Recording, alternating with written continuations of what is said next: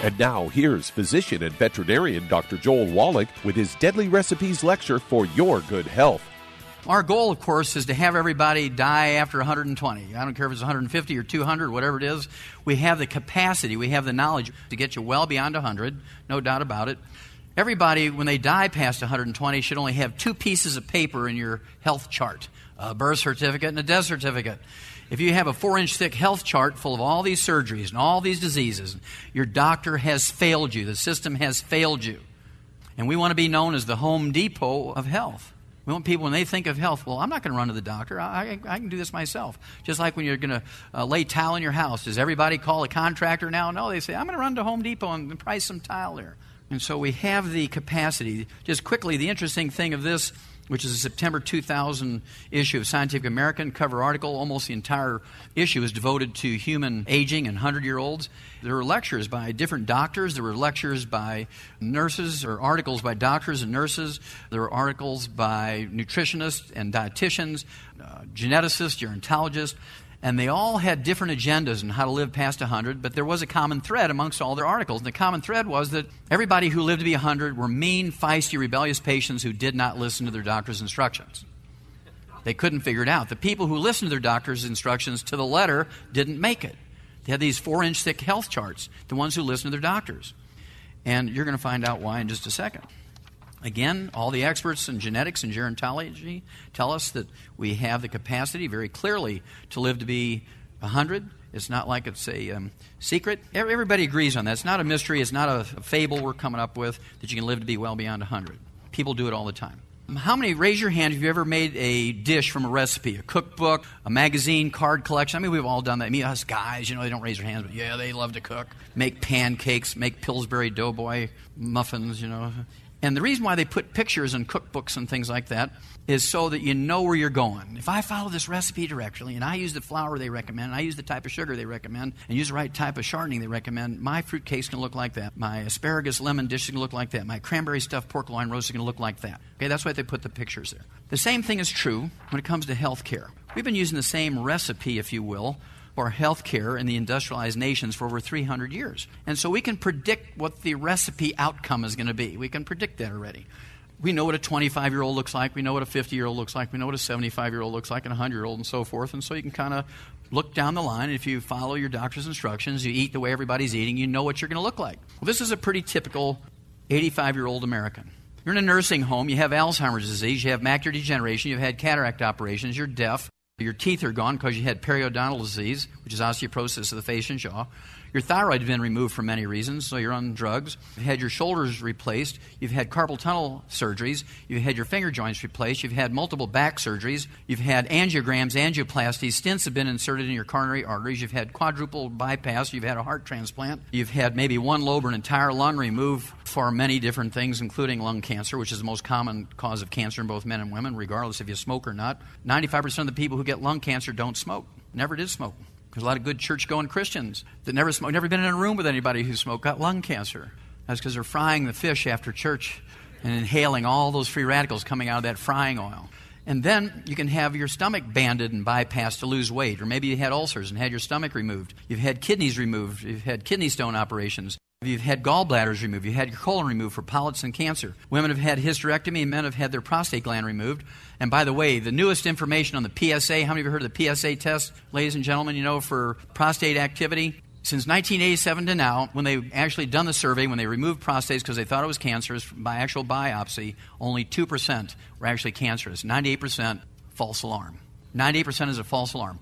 No man, I shouldn't say that, but no man who's done everything right has ever died from prostate cancer. You can die at 80 and have prostate cancer, but the prostate cancer didn't kill you. Nobody should ever die of prostate cancer. They've had hip replacements, knee replacements. Feet have been amputated because they had diabetes. They're on 25 different medications for lowering cholesterol, for dealing with blood pressure, for thyroid, for diabetes, and many pain and so forth. And if you follow the doctor's instructions, this is where you're going.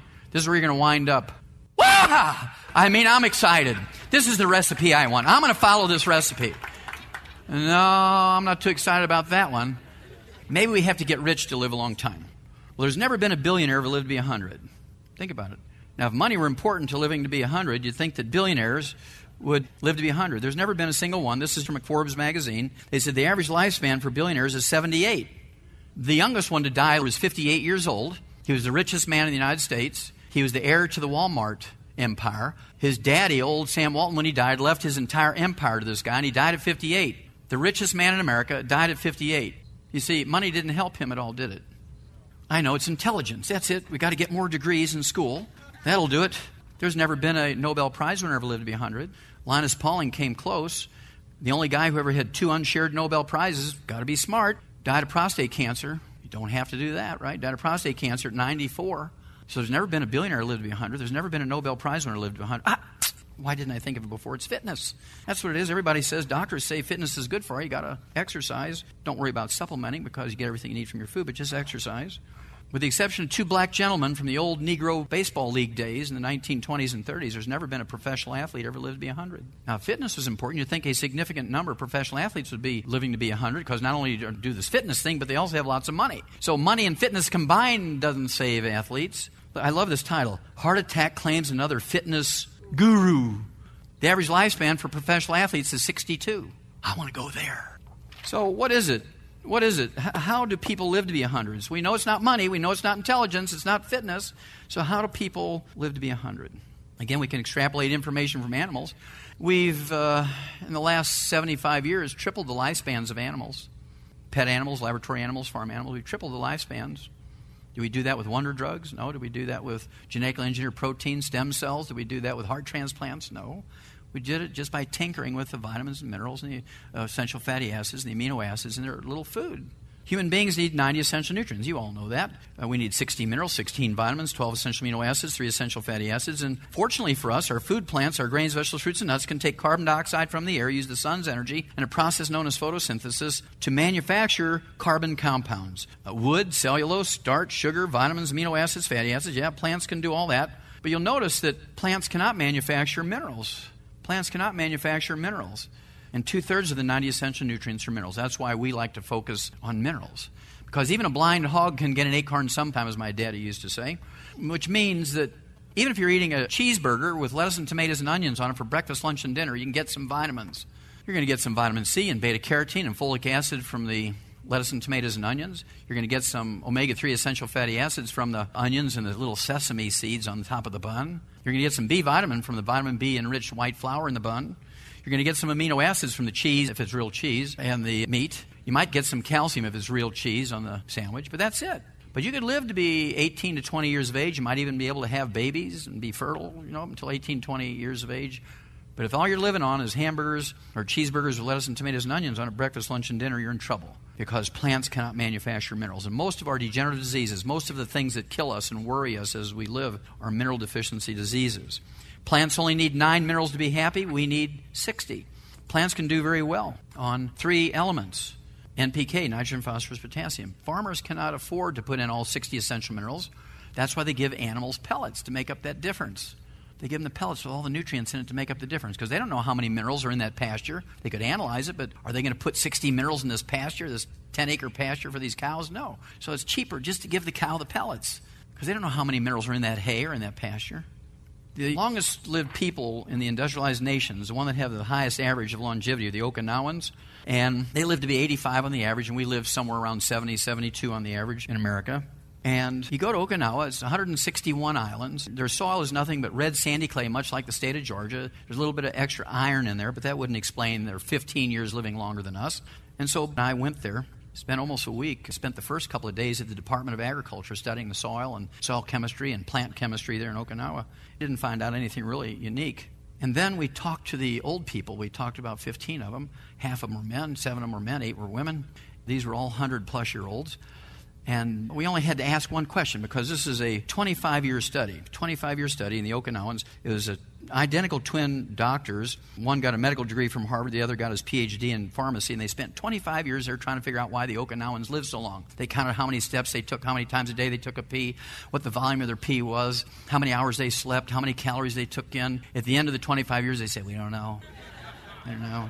And so we weren't going to re-ask these questions. We only asked them one question. We got each one individually into a room so they wouldn't contaminate the others with their answers. We didn't want them thinking about the question. We only wanted them to hear the question, give the answer. So the question was, what did you do with your wood ashes and your rice straw ashes from your heating and cooking from the previous day? And the men said, we don't know. We're out there doing the samurai thing with the swords and doing the karate stuff, and we don't know. But the women, every one of them, gave the same story. Oh, we took the wood ashes and the rice straw ashes and put them in the garden, as our grandmothers and our mothers taught us to do, as a fertilizer. We mixed it in the noodle dough and the rice because it gave it a nicer taste and color. It turned it yellow instead of white. And then thirdly, we cut our salt with it. 10 parts wood ashes and rice straw ashes with 1 part salt. Because salt was very expensive, and so they would cut it, just like a drug dealer cuts expensive cocaine, so that it would last longer. So they got plant minerals in 3 different ways. As fertilizer in the garden, culinary ashes, mix it in their noodles and rice, and also by cutting their salt with it.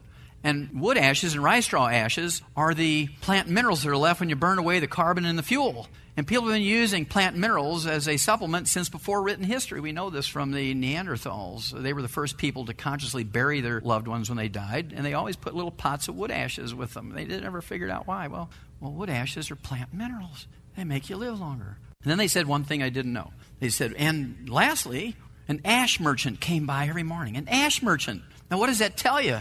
An ash merchant came by every morning and would buy our excess wood ashes and our excess rice straw ashes, and they would sell these ashes to farmers who had fields that were much larger than their personal production of ash could fertilize. It was an industry because they knew it was important for fertilization of that field. The first patent in 1790, the first U.S. patent number 1, was how to make white wood ashes for export. They were burning tens of thousands of acres of forests. They just set those forests on fire and collect the wood ashes and ship them to England. That's because England had burned every tree on the British Isles. They were forced to go to coal, which they hated because of the smoke and all that kind of stuff. And because they burnt every tree, they were forced to use coal as a fuel. But after the first 2 years of mining coal, the mines flooded with water, and the king formed what he called the Royal Society to find a way to pump the water out of the mines. And they came up with a steam engine to pump the water out of the mines. And that started the Industrial Revolution because they'd burnt every tree. And so they were using the wood ashes from America for their food and their garden fertilizer and cutting their salt with it. And all this information is in the book, Hell's Kitchen, a lot of detail.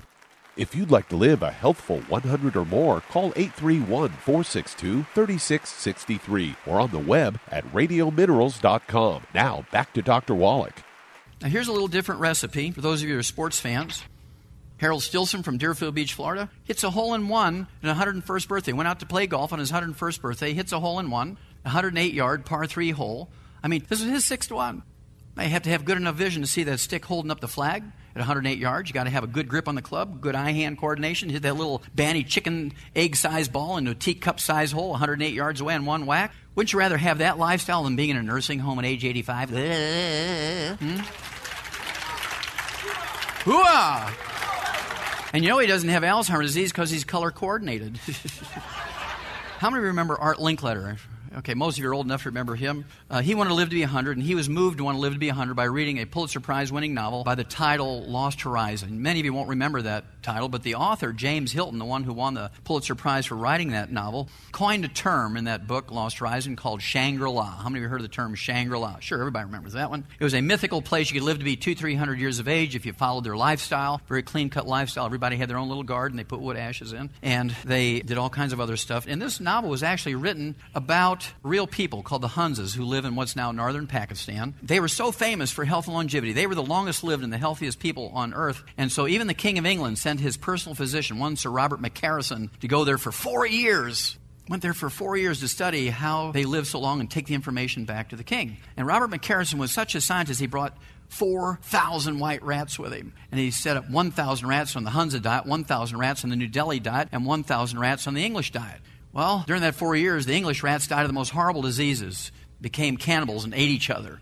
And the New Delhi rats lived a little bit longer, but they didn't serve much any better. They had all diabetes and high blood pressure and all that, died of liver cancer. But the Hunza rats, they had to kill them at the end of the 4 years. It's time to leave. None of them had died. So he came back and he said, King, he says, I don't know what it is, but it has something to do with the diet. He told the king about the experiment he'd run. And so he says, here's a list of everything the Hunzas eat. And the king ate exactly as the Hunzas ate, and the king died at 72. Well, Art Linkletter hired an eye doctor by the name of Alan Bannock to go to Hunza and find out what their secret was. Alan Bannock was an eye doctor, but he was also an amateur farmer, and he didn't know exactly what he was looking for, but he went and he wrote down everything. How they tied their turban, how many steps they took each day, how much they slept, how much water they drank, how much the volume of their pee, how many times they went to the number 2. And he said, I don't know, but Art, here's all the information. Pick what you want. Of course, Alan Bannock's dead, and Art Linkletter celebrated his birthday on Larry King. At any rate, to make a long story short, there's two things in this book that jump out at you. Number one, they farm at 19,500-foot elevation. Their growing season is only 45 days. Now, the wheat and the corn and the rice we use, the growing season is 110 to 140 days. Can you grow those crops with a 45-day growing season? Nah. And so their total carbohydrate intake, because they couldn't grow rice and wheat as we know it and corn and that sort of stuff, squash and things, their sum total of their carbohydrate intake was a little chapati bread the size of a silver dollar pancake, one per person per day. That was it. The rest of their diet consisted of goat meat, lamb, mutton, chickens, eggs, cheese, butter, maybe some tomatoes and some green peppers and onions and garlic. And so it was a very low carbohydrate, very high animal fat, very high animal protein diet. And we know from animal experiments that when you have a low carbohydrate diet, you can double and triple lifespans of animals if you give them all the nutrients. It's called undernutrition without malnutrition. You have to triple the vitamins and minerals and cut the carbohydrate intake by 2/3, and you'll triple their lifespan. Cut the carbohydrate intake, triple the vitamins and minerals, and we can triple their lifespan. It's that easy. And number two, he noted in this book very clearly that they took their wood ashes every morning and mixed it in their garden. They cut their food with it and their salt with it. They put in their food as culinary ashes and cut their salt with it. Kind of like the Okinawans. Isn't that amazing? This is a beautiful story. It really gives you some insight. There's this wonderful article in the Houston Chronicle. It was about the discovery of natural gas in Bolivia, a country in South America. And they were arguing, who's going to get the money? The indigenous people, the Native Americans, so to speak, or the Native South Americans, or the government? They were arguing about this. But the most important thing of this article to me was this picture and the little legend underneath. It said, Bruno Paza, one of Bolivia's indigenous Amara Indians, holds a bowl of llama manure he's using to feed his cooking fire. A little 1-foot by 2-foot cast iron stove, soot on the walls. He needs spring cleaning bad. You know it's cold in there. If you've ever been in a cabin with a fireplace, your front end is cooking and your back end is cold. He's got 3 shirts, a sweatshirt, a parka, his ear flaps are down in his house. And he's feeding his fire. His fuel is animal manure. Did Americans ever use animal manure as fuel? Absolutely. Buffalo chips. Do you think they came to Vegas to get buffalo chips? There's no trees on the prairie, so they use horse manure. And they send the kids out with buckets to get all the road apples and stuff like that, And so we burned animal manure as fuel. Bundles of grass, trees, wood, all kinds of stuff. No indoor plumbing, no electricity, no hospitals, no clinics, no doctors, no pharmacies, no pharmacists, no pharmaceuticals, no drugs, no Social Security, no insurance, no Blue Cross Blue Shield, no HMOs. I mean, they got nothing you would go there for. So what makes them interesting to me was when you look at the book Rare Earths Forbidden Cures and you go to the chapter entitled The Age Beaters, not the egg beaters, but the age beaters, the people that live around Lake Titicaca, Bolivia, Peru, and Chile in this area have more 100-year-olds per population than anybody else in the world. 1 per 500. In America, we have 1 per 10,000. They have 20 times the 100-year-olds we do. Think about that. They have nothing that you would go there for other than long life and happiness. Now, this remained the same since before written history until 3 o'clock in the afternoon, Monday, September 4th, 1882. We know the exact moment when everything changed. Monday, September 4th, 3 o'clock in the afternoon, 1882, when this guy came along.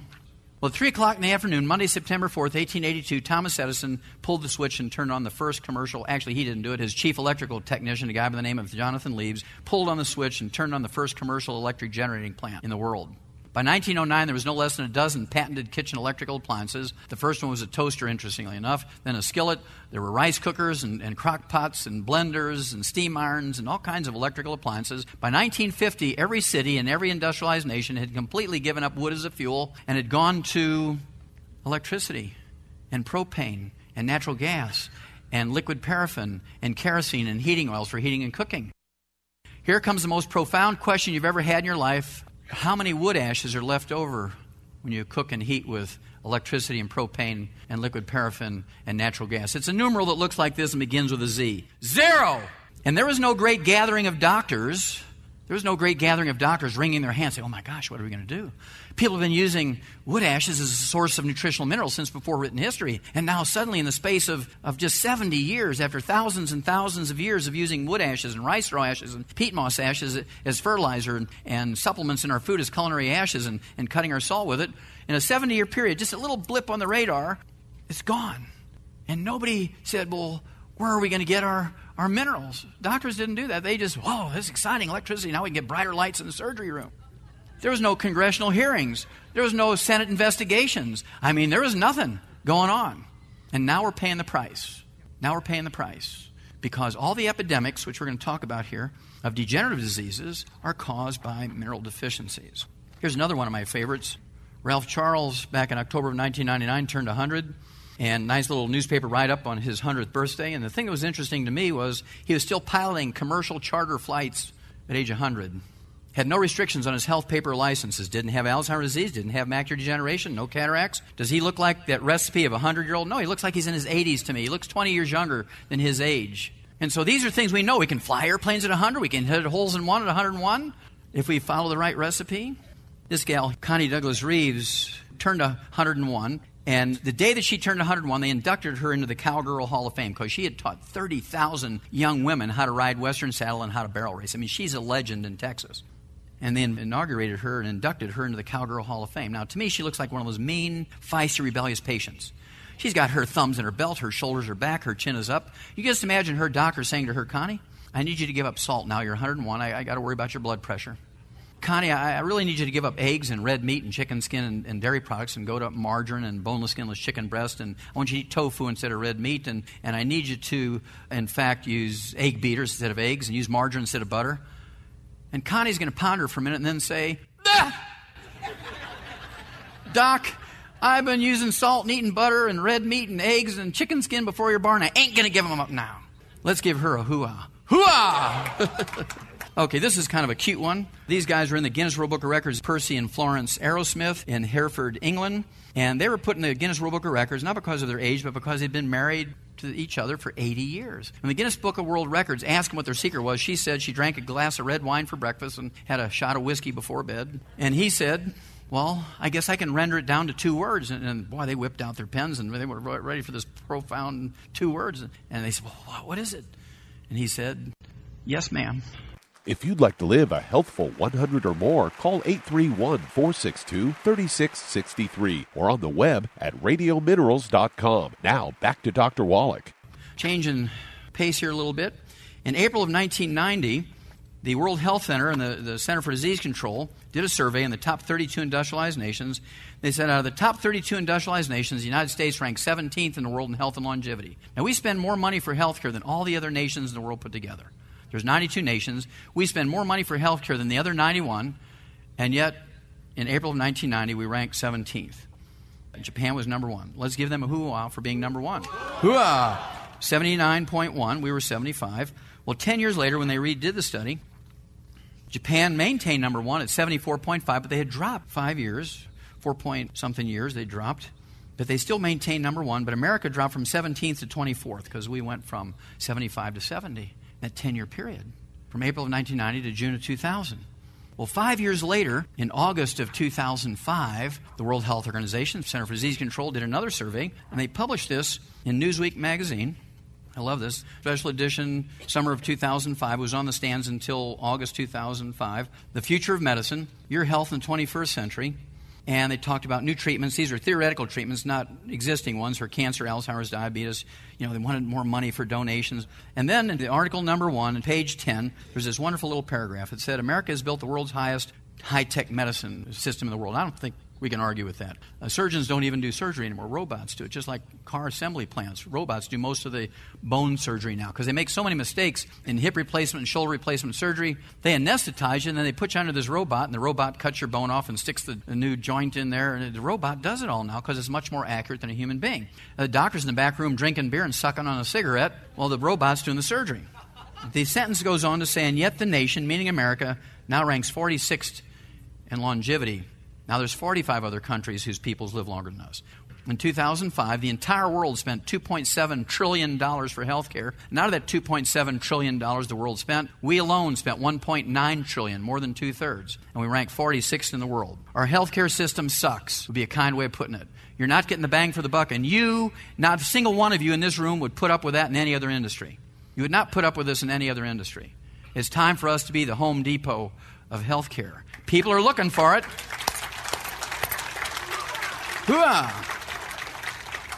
And then even worse, it goes on and says, and 41 other countries, including Cuba, for God's sakes, have achieved lower rates of infant mortality. They have a higher rate of babies surviving the first year and being born alive than we do. Cuba! Think about that. A poor, non-industrialized, communist nation does a better job of live births and first-year survivability of our babies than us. Whose fault is that? Well, it's the medical system's fault. It's the medical doctor's fault. It's the pediatrician's fault. It's the OBGYN's fault. Now, there's things we can do immediately. They're going to be fun, and you'll love to do them, and you will do them. I guarantee you. It's just so easy. There's some things that you won't like to change, and you're going to drag your toes and say, well, Doc, isn't there anything else I could change? I don't want to give that one up. So I'm going to show you one of each, and you'll get kind of a clue. This was out of the British Medical Journal, which is the equivalent of the Journal of the American Medical Association. This was December 23rd, 1997, and it's a big study, a big, huge study on more than 1,000 men between the ages of 45 and 59. Remember, this is the British Medical Journal. This is not a comic book or a newspaper even. They said, frequent sex helps men live longer. Hoo-ah! Those men who had sex twice a week live 50% longer than those who have sex only once a month. So, ladies, if you have a keeper, well, that's a keeper. If the guy you want to keep, you know how to keep him. If you have a dumpster, you want to drop kick that sucker someplace without going to jail, you know how to accomplish it, right? Well, this study came out the same month, December 4th, though, a couple of weeks early, the sex one, 1997. This was a study that was actually started in 1990, but they didn't report it until 1997. What they did was look at the longevity of people county by county in the United States. I mean, they went county by county and calculated the longevity, and they did it color coding. The people who are the longest lived people in America are in the upper Midwest and the Plain States. We're talking about eastern Montana, North and South Dakota, Minnesota, Wisconsin, Iowa, northern Missouri, eastern Nebraska, and Kansas. These are the longest lived people in America in the upper Midwest and the Plain States. The shortest lived people in America come from the southeast part of the United States, the old South, if you will, from Chesapeake Bay down to central Texas. There's a very distinct demarcation, and this in the old South is called the heart attack, stroke, and cancer belt of America. How many of you have ever heard that phrase before? Yeah, in the southeast part of the United States, this is the cancer, heart attack, and stroke belt of America. The people in the upper Midwest and the Plain States live 20 years longer than the people in the South. 20 years longer. Have the same insurance, they have the same medications, the same idiot doctors, the same hospitals. Got the same. And yet the people in the upper Midwest and the Plain States live 20 years longer. What's the difference? Well, the people in the upper Midwest and the Plain States, primarily, there's exceptions of course, but primarily, at least historically and culturally in those areas, they cook everything by roasting and stewing. How do people cook in the old South? Frying. There is fried potatoes and fried fish and fried chicken and chicken fried steak and fried green tomatoes and fried okra and fried hush puppies. I mean, it's been alleged that people in the Old South even fry water. And because of the free radicals and the trans fatty acids that are created by frying, the rate of cancer and heart attack and stroke is higher. And so if you do nothing else, but never again, ever, ever, ever put a French fry or anything fried in your mouth, you will add 20 healthful years to your life. Hoo-ah! And you'll save a lot of money. And cleaning up your home, it's a lot easier to clean up your home when you've stewed as opposed to frying. So you're going to save a lot of money, and you'll add 20 healthful years to your life if you never again eat anything fried. Goodbye churches, goodbye Popeye, goodbye French fry. I mean, I can go into McDonald's and have a nice sandwich and a salad now. I don't eat the French fries. I don't drink the soft drinks. You can go to McDonald's, have a nice meal, but you don't want to eat the fried stuff. That's the dangerous part. You know, my tape, Dead Doctors Don't Lie, doctors were always angry with me because they said doctors only live to be 58. So they redid their own study, and to make a long story short, they came out 5 years later, and all the medical journals, they said, Wallach lied. He lied. He wasn't right. Doctors don't live to be 58 like Wallach said they live to be 56. I missed it by 2 years. So they don't bother me on that one anymore. And they're obligated to publish it because somebody had donated the money for the study. So why do we listen to a group of people whose average lifespan is 56 on longevity? Whoa, that's not very bright. What do doctors die from? Diabetes, heart disease, stroke, cancer. Hello? My favorite doctor obituaries are the fitness doctors, the sports medicine doctors who die at 38 while jogging. I love the ones who are cardiologists. They teach cardiology at Harvard Medical School and die at 48 of a heart attack. Why do we listen to those people? Well, they're doctors. Well, there's general contractors who have licenses from the state to build buildings and bridges and roads. Yet people still go to Home Depot and paint their own house and retile their own house and fix a loose board on a porch. It's time, folks. People still go to doctors because they don't know that there's options available. Who's going to tell them there's options? We are! Hurrah! If you'd like to live a healthful 100 or more, call 831-462-3663 or on the web at radiominerals.com. Now, back to Dr. Wallach. Exercise without supplementation is suicide. What do all athletes do regardless of sports? They sweat. And if you're sweating and you're not replacing all that soup of nutrients that are coming out in your sweat, you're doomed to either break down like Theo did. Thank God he didn't die. But he broke down physically because all the nutrients required to maintain and repair his cartilage and ligaments and tendons, connective tissue and bone and muscle weren't there. And so he broke down under the stress of all this high-performance activity. You give him all this stuff back, he kind of regrew everything. Isn't that amazing? What a concept. Exercise without supplementation is suicide. Many of you remember the Grinkoffs, really good-looking couple, Russian couple. They were the darlings of the pairs figure skating world. He died of cardiomyopathy heart disease at age 28. Won 4 gold medals, 2 in the Olympics and 2 of the World Games. Had everything going for him. Money, fame, bam, 28 dies. Cardiomyopathy heart attack. What's that caused by? A deficiency of selenium. Very good. Walter Payton died of liver disease, waiting for a liver transplant. Mr. Clean, never drank, never did drugs, was a gentleman, but he sweat, and he just drank water, or the dark side, Gatorade. I love this crowd. And it's really, these are tragic stories. This gal here, Rolanda Pearce, 19 years old, great basketball player for Florida State University, 19 years old, a freshman, 6'5", had all the moves, good-looking, very bright young woman. She was expected to be kind of the Michael Jordan of the WNBA. She was going to be the female version of Michael Jordan when she graduated college and got into the Women's National Basketball Association. She died of a ruptured aneurysm at 19 years of age. What did she die from? A copper deficiency. Exactly. All the money and all the future and all the potential she had went away because she was living on Coca-Cola and French fries and no supplementation, because the sports medical doctor at that university told her you can get everything you need by eating your basic 4 food groups. French fries, Coca-Cola, fried chicken. Reggie Lewis had it all, captain of the Boston Celtics. Had his first cardiomyopathy heart attack, 28 years old, collapsed. They gathered together 12 of the best cardiologists in the world. They called them the Dream Team of Cardiology, paid them $1 million each to refer all their patients out to other doctors so they could devote full time to Reggie. They wanted him back on the floor. He was a powerhouse. He was a leader. He made things happen. And he was kind of like the Theo Ratliff of those days. And what a great kid he was. Clean as you could be. A great example for everybody. But while they were arguing who was going to get famous by doing the heart transplant or installing a pacemaker, he dies of his second cardiomyopathy heart attack 2 weeks later. Well, God has a great way of bringing justice to the evil. A year and a half later, the captain of the Dream Team of Cardiologists, one Dr. W. Thomas Nessa, taught cardiology at Harvard, ran the Boston Marathon every year, was as fit as you could be, a person who believed in fitness and so was a fitness nut himself, dies of a cardiomyopathy heart attack in his home at age 48. Now, if he was my cardiologist and he said exercise without supplementation was good, I would lay on the couch. I would never blink. I would not do anything that resembled physical activity. If he said salt was bad, I would take the top off the salt shaker and I'd be guzzling that stuff. If he said eggs were bad because of the cholesterol, I'd be eating 25 a day because I wouldn't want to wind up like him. Even though he was an expert, he's a dead expert. And they don't lie. They don't lie. Wilma Rudolph, another Olympic legend, died of brain cancer at age 54 after winning 3 gold medals in a single Olympics in the 1960 Olympics. She died of brain cancer. Nope, not arsenic. Nope. Gallium. I can tell who's reading the book Rare Earths Forbidden Cures, Chapter 11, under G, gallium. It's a gallium deficiency. Big British study. I cite the study, no doubt about it. Corey Stringer, 350-pound offensive tackle for the Minnesota Vikings.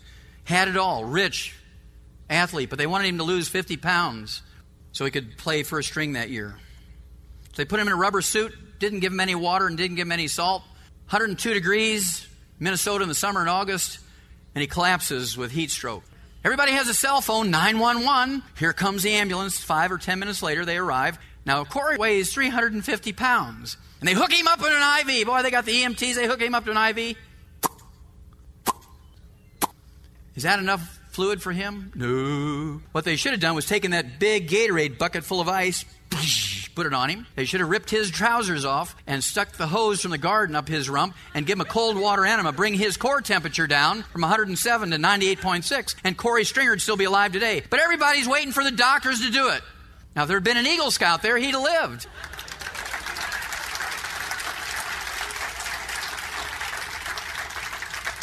But all poor Corey had was the top sports medicine doctors.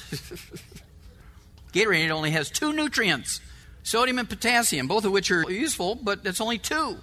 What about the other 58 minerals? What about the gallium? What about the selenium? What about the zinc? What about the copper? 0, 0, 0, 0. People say, well, it's not convenient. Well, then die.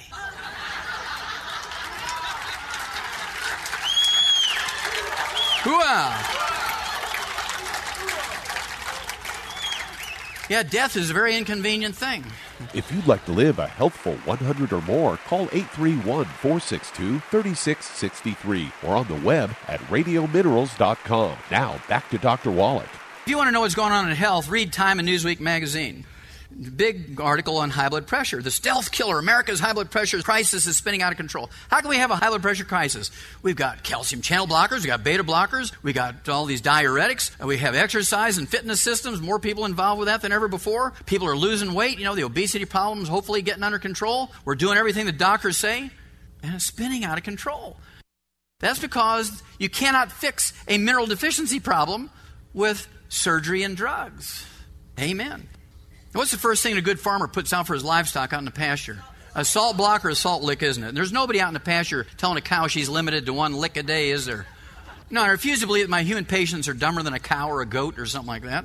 And so I say, go ahead and salt your food to taste. Well, how do I know if it's too much? Well, it'll taste salty. That's high tech as I can get. July 1997.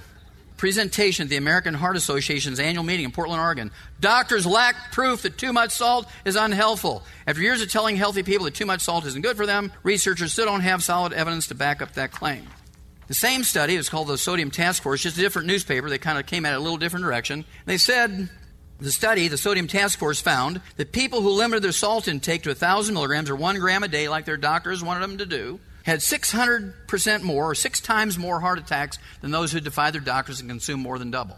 If you followed your doctor's instructions, you're not going to make it. So says September 2000 Scientific American. Remember that? If you take your diuretics, it's only going to get rid of more minerals. Scientific American, February 1999.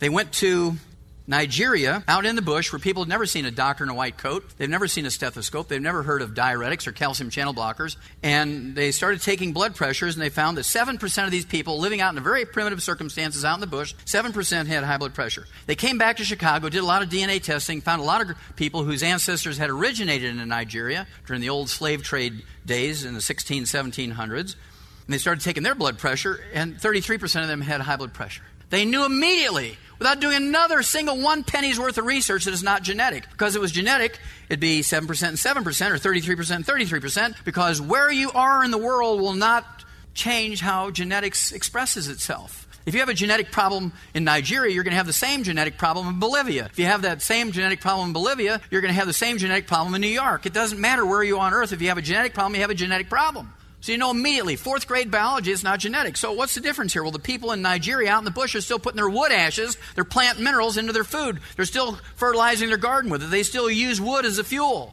And the guys in Chicago are living on diuretics and calcium channel blockers and statin drugs to lower cholesterol and Church's fried chicken and Pepsi-Cola and Coca-Cola, Gatorade, hooah. Okay, now, 6 years later, the British Medical Journal. 6 years later, the British Medical Journal, remember guys, the same one that said sex twice a week gives you 50% more longevity. Hooah. So we got to believe him, right? High blood pressure in blacks not genetic. This is January 2005. High blood pressure in blacks not genetic. High blood pressure in whites not genetic. High blood pressure in human beings not genetic. High blood pressure is not genetic. You've heard me say many times, we've eliminated 900 different diseases in animals with those little pellets and canned dog food with all the vitamins and minerals in it. Well, dogs and canaries and worms and crickets and monkeys and guinea pigs can all get high blood pressure. Cows get high blood pressure. But they don't get it when you give them those little pellets, because we have everything in there to prevent the high blood pressure, because we don't have insurance to pay for these drugs and surgeries and things. How do you tell a dog, well, you better sign up for a fitness center and take diuretics and calcium channel blocker? And so if we do what we've done for our animals, we cannot fail. We can eliminate high blood pressure not only in the world, but we can eliminate high blood pressure in the black community, in the white community, the human community, in 90 days if everybody would take all 90 essential nutrients. Focus on the intake of what? Calcium! And stay away from the fried foods, stay away from the carbonated drinks. And watch what happens to that high blood pressure. I'd rather take the drugs. I just can't give up my Popeyes. You're going to die. Whether you believe it or not, how many of you have ever heard that elevated cholesterol and triglycerides are the basic root cause of coronary artery disease and artery disease? Sure, we've all heard that, right? Well, if you can find me any disease that's caused by elevated blood cholesterol and triglycerides, I'll give you $1 million. There's not a single disease caused by elevated blood cholesterol and triglycerides. It's a signal that you have a deficiency of niacin, vitamin B3, a deficiency of chromium, vanadium, a deficiency of omega-3 essential fatty acids. You could have early hypothyroidism or goiter. You can have early diabetes. All those things will cause elevated blood cholesterol and triglycerides, but elevated blood cholesterol and triglycerides cause no disease. And so that's why all these statin drugs and all the aspirin that everybody's been taking, all this stuff, we now rank 46th in the world in longevity, doing what doctors have told us, spending $1.9 trillion a year for health care. We rank 46th in the world. Does that make any kind of sense? You're an MBA. Does that make any kind of sense? No. Huh? Bad investment. Bad investment. Come in 46th and you're spending more than all the other 91 nations in the world put together. Here's this little Bolivia and they're using llama manure for fuel. They have 20 times the 100-year-olds than we do. Hello? Are we getting a clue here? So what causes coronary artery disease? What causes clogged arteries? What causes it? How many of you heard of free radicals, trans fatty acids? Yeah. Where does it come from? Well, look at that. And we've known this for 50 years. But doctors say, you got to give up that dairy products and butter and animal fats, and you got to go to margarine and cooking oils. Well, they live to be 56. Why do you believe them? They die of heart attacks and strokes. Why would you believe them? I want you to think of your grandparents, your moms and dads, and your aunts and uncles. How many of you had a mom or dad or aunt or uncle or grandparents who lived to be in their 80s and 90s? Raise your hand. Yeah. How many of you had any of them live to be in the hundreds? 100. Yeah, there's a handful in here. And I guarantee you they ate 4 to 6 eggs for breakfast. They ate butter instead of margarine. They didn't have margarine back in those days. They ate butter. They cooked in lard. They ate their chicken skin. Can you imagine my grandfather tearing the chicken skin off the chicken before he ate it? Using anything else but real butter? Eating tofu on a beef farm? Hello? So it's the free radical damage, the lining of the arteries that causes coronary artery disease. Well, you get rid of the free radicals in your life. Why is that called the heart attack, stroke, and cancer belt of America in the Old South? Fried foods. Gosh, this is so easy. Give up the fried foods. You take in all your antioxidants, selenium, OPC. Very easy. My blood pressure is 121/71. My resting pulse is 47. If I were to go to a doctor for a physical now, they would have a hemorrhage. They'd send me in for a pacemaker. What? Your resting pulse is 47? You're going to have a heart attack. Really? Well, let's see who can lift the most weight and keep alive here, doc. Also, low cholesterol makes you stupid. I love that study. Well, they took almost 800 men and 1,100 women. They divided them into two groups. Those with blood cholesterols below 200, which they thought were going to be the healthiest and smartest, and those with blood cholesterols above 240. And the ones who had blood cholesterols above 240 were 49% smarter than the ones who had blood cholesterol below 200. Hoo-ah! Low-fat diets lose their luster for heart attack, stroke, breast cancer, colon cancer. There's no difference in the rate between a low-fat diet and a high-fat diet. No difference whatsoever. Obesity is now the number one preventable killer. There's 16% of American kids who are obese. Now, this is despite all these surgeries, despite all the drugs. There's more people involved with fitness than ever before. That's because we're living on too much carbohydrates and not enough people are taking in nutrients, especially minerals. Sweet fruit drinks make pudgy kids fatter. Fruit juice. I'm not giving my kid Pepsi. I'm giving him apple juice. We're living on dry cereals and apple juice. They go to school with a peanut butter and jelly sandwich. They come home and eat Kraft's macaroni and cheese, and the parents think they're giving them a good diet. There's nothing but carbohydrates and sugar. There's not even anything green and leafy or tomatoes in there. Nothing but sugar and carbohydrates. No vitamins and minerals. And the kids, got ADD and ADHD, and he's going to be a serial killer when he grows up.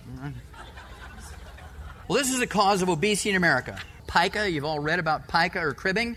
The only thing that will cause this behavior where they eat dirt or chew on the fence or wooden implements and things like that is a mineral deficiency. Some minerals are worse than others, but all mineral deficiencies cause this behavior in animals, pica or cribbing, where they eat other things other than food. And it's not boredom, it's they're minerally deficient. Pregnant women are legendary for getting cravings during pregnancy. Why is that? Because the baby, as it's developing, is stealing minerals from the mother, and if she's not taking in enough to counteract that, They crave things. In the Old South, where they have the heart attack, stroke, and cancer belt of America, they ate cornstarch. How many of you heard of women eating cornstarch when they're pregnant? Yeah. And what about clay?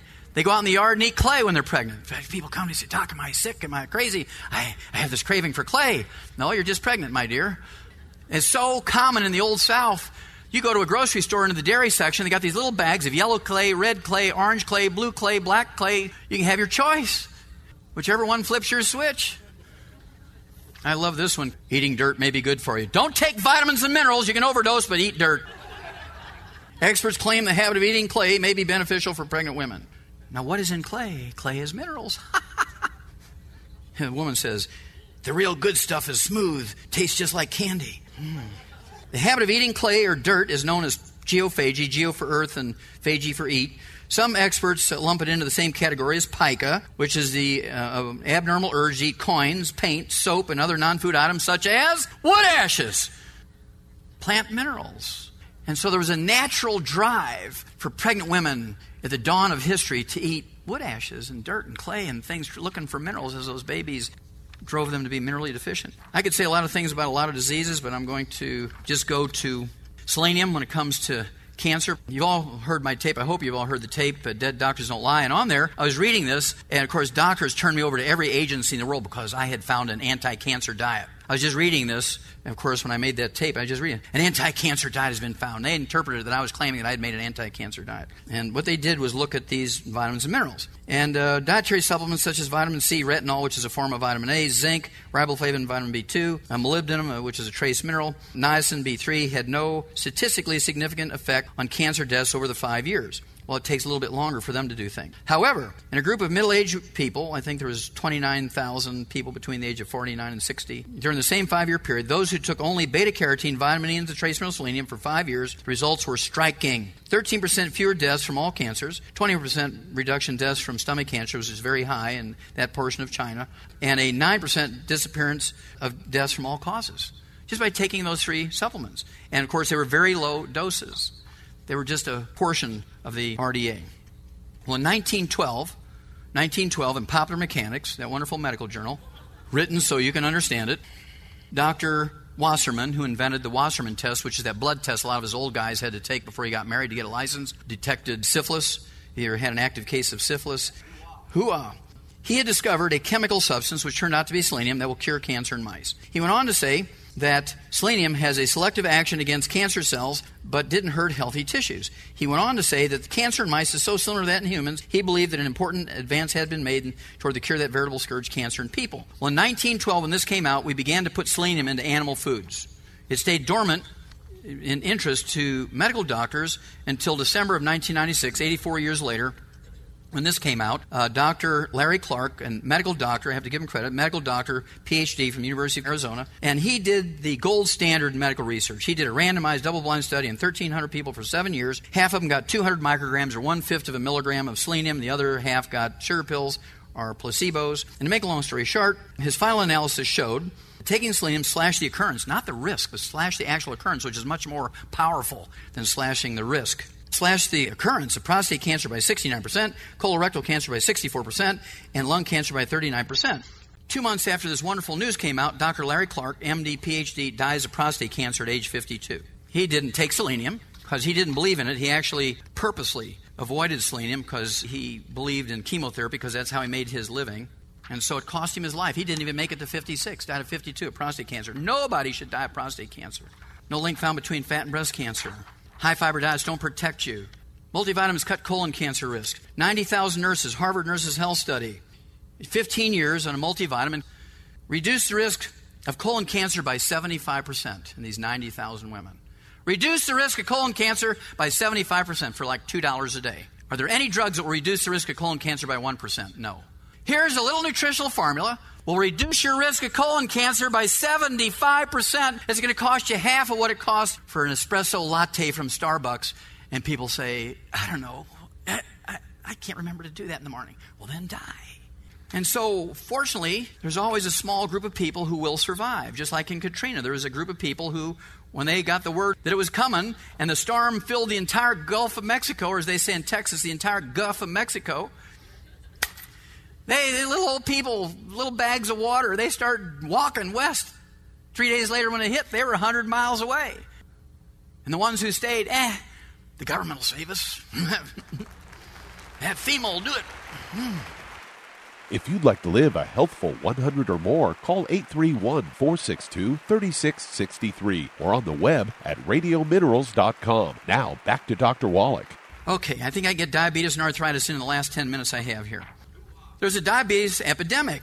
Went up more than 50% in 4 years, despite all this wondrous medical care, and that's why we now rank 46th in the world in health and longevity. And so all the insulin and all the exercise programs and all the amputations and all the blindness and all the stuff we go through is unnecessary.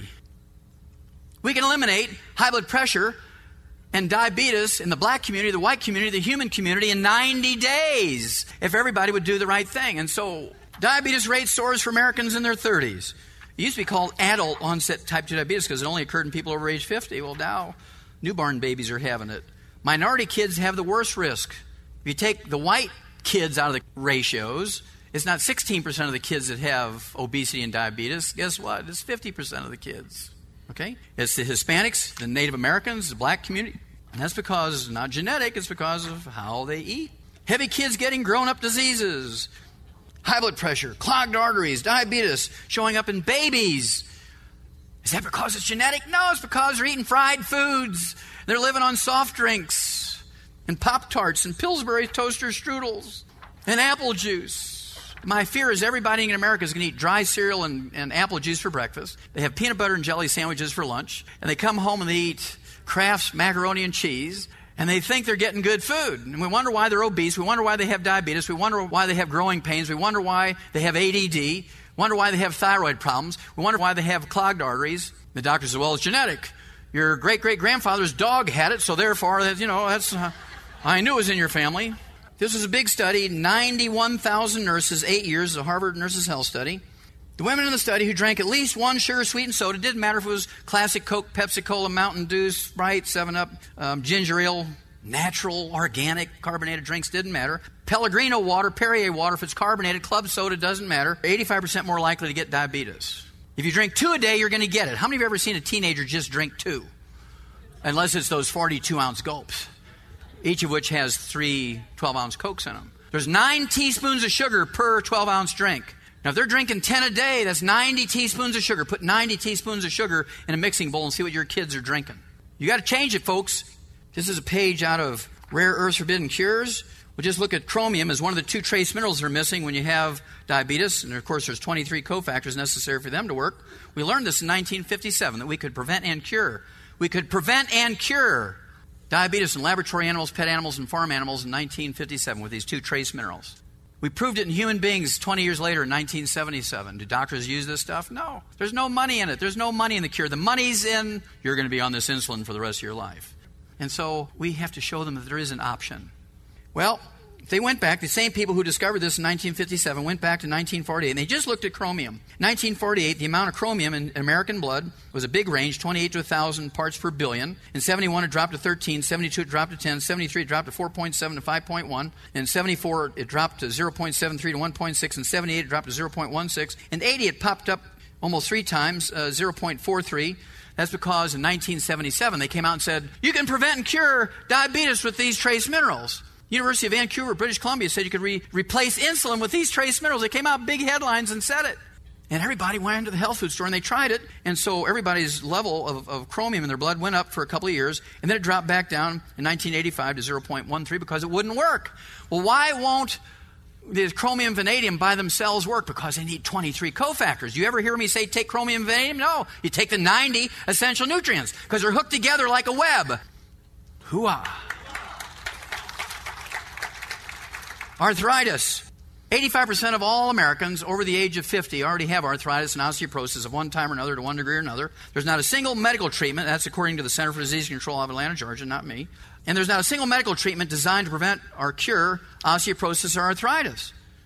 There's not a single medical treatment designed to prevent or cure. The only approach that the medical system has is pain relief and surgery. Pain relief and surgery. Well, we eliminated arthritis and osteoporosis in animals 300 years ago. in Europe and 1,000 years ago in China. We've known for 1,000 years how to prevent and cure osteoporosis and arthritis. I'll give you a little hint. People hear me say that all the time. Well, that can't be. How many of you heard of, in the old herbal days, in the old homeopathic days, hundreds of years ago, in China, thousands of years ago, there's a term when they didn't know what herb to use to treat a disease, they always started out with like treats like. How many of you heard that term? Like treats like. L-I-K-E treats L-I-K-E. So if you had a blood disease, you'd take a herb that was red. If you had a brain disease, you ate walnuts because a walnut looked like a brain. And so that's called theory of signatures, the rule of signatures, meaning you take an herb or something that looks like the part of the body that you want to fix, and then it's a starting point. And sometimes it was a great treatment, sometimes it wasn't. And so when you had a bone problem 1,000 years ago, what did the old root doctors and what did the old shamans and the old voodoo doctors do 1,000 years ago? When you had a bone problem, what did they make you eat? Bones! How difficult is this?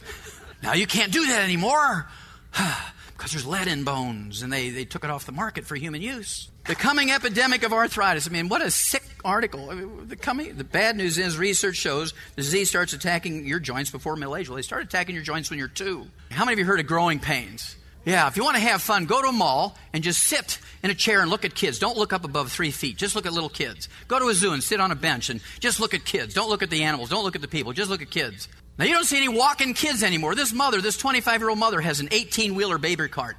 She's got a 6-year-old, a 4-year-old, and a 2-year-old, and she's got a 6-month-old on her back, and she's struggling along with this 18-wheeler baby cart. Now, they're living on apple juice and dry cereal, Fruit Loops for breakfast, and they're getting peanut butter and jelly sandwiches for lunch, and they're getting Kraft macaroni and cheese for dinner, and these kids can't walk 2 feet. Pick me up, and they just sit down, Arthroscopic surgery for arthritis is a worthless procedure, published in the New England Journal of Medicine. It was a big study done by the Harvard Medical School. Why did doctors continue to use arthroscopic surgery for arthritis of the knee? $1.5 billion they made in income on that one procedure the year 2001. Osteoporosis strikes both sexes equally. I had to go to Canada to learn this. Osteoporosis strikes both sexes equally. Anybody read that in an American newspaper? No. Big study, 10,000 people, over 3,000 men, over 6,000 women. Men are as likely as women to suffer from osteoporosis, a surprise findings from a 5-year Canadian study. The results turn the tables on the belief that women are the prime victims of conditions. Now here's kind of interesting. This study, the results of the study, will almost certainly change the way that medical professionals deal with the unexplained bone fractures in men and the way that education about the condition is handled. Now raise your hand, gentlemen, if you got an email or a postcard or a phone call or a letter or some kind of communication from your personal medical doctor, your primary care physician, your family doctor saying, Roy, you better come on in because we just learned that men get osteoporosis an equal rate with women, and I want to do a bone density test on you. Any of you men get that from your medical doctor? Now, I've given this lecture 300 times a year. I've been in 8 countries, and I've never had a single man raise his hand, or a married man either. Never had any man raise his hand. Now, here comes the killer. The guy who's in charge of the Department of Rheumatology, the bone disease guy from McMaster's University, which is like their Harvard Medical School, we didn't think that men got fractures. And now this is what he's teaching to medical students. You want to slap that guy? And he's teaching that to medical doctors, that men don't get fractures. Disregard them. They're all gnarled up with Dowager's hump. They can't even pick up a glass of water. Well, you're okay. You're a man. You don't get osteoporosis and arthritis. Carbonated drinks. 10 years before this, in 1990, the Harvard Nurses Health Study looked at 90,000 nurses over a 10-year period, and they looked at these adult nurses from between the ages of 35 and 70, and they discovered that those drinking non-cola carbonated drinks had an increased risk of fractures and osteoporosis over those who just drank water and tea by 300%. The ones who drank cola carbonated drinks increased their risk of fractures and osteoporosis over those just drinking water or tea by 500%. So they wanted to see if this happened in girls. They're thinking that it's a women's disease, right? And so they went to Boston. They got to 460 young girls in the 9th and 10th grade, and they did a little study on them, and they found out that the girls who drank carbonated drinks were 3 times more likely to get fractures and osteoporosis. I mean, we're talking about junior high school girls. They have a 300% increase in the risk of getting osteoporosis and arthritis and fractures over girls who drink water and tea. Now, why would you let your kids drink that stuff? I want to end up with that reminder that if it's to be, it's up to me. If it's to be, it's up to us. Just don't expect everybody to believe us. And so we can only save them that will be saved. And so we have to keep talking. We have to keep sharing the message. That's what this is all about. And if we do this, You will be rewarded beyond your wildest dreams because we are going to be the Home Depot of healthcare in the next decade. Hooah! Hooah! Hooah! Information and statements regarding dietary supplements discussed have not been evaluated by the Food and Drug Administration and are not intended to diagnose, treat, cure, or prevent any disease.